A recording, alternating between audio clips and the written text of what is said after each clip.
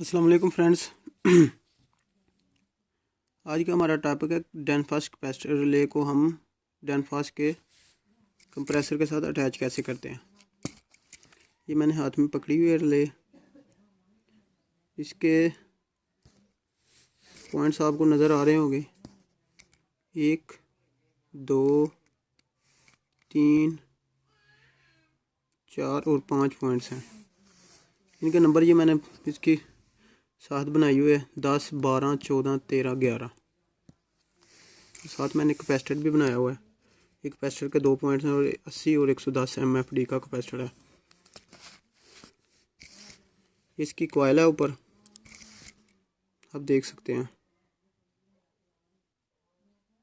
ये मैंने इसके बैक साइड की तस्वीर भी बनाई हुई है, कॉमन रनिंग और स्टार्टिंग। और ये रिले जो है ना, ये कंप्रेसर के स्टार्टिंग टर्मिनल पर ही लगती है सीरीज़ में। ठीक है, अब मैं इसको आपको समझाता हूँ कैसे लगाना होता है इसको।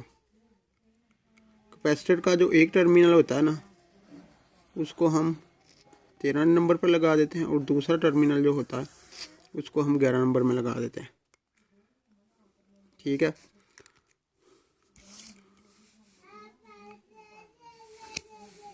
और ये हमारा फेज और न्यूट्रल होता है।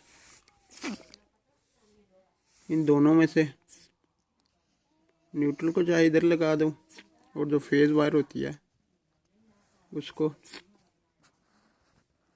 इधर लगा देते हैं 14 नंबर पर। इस तरह ये हमारे कनेक्शन मुकम्मल हो जाते हैं।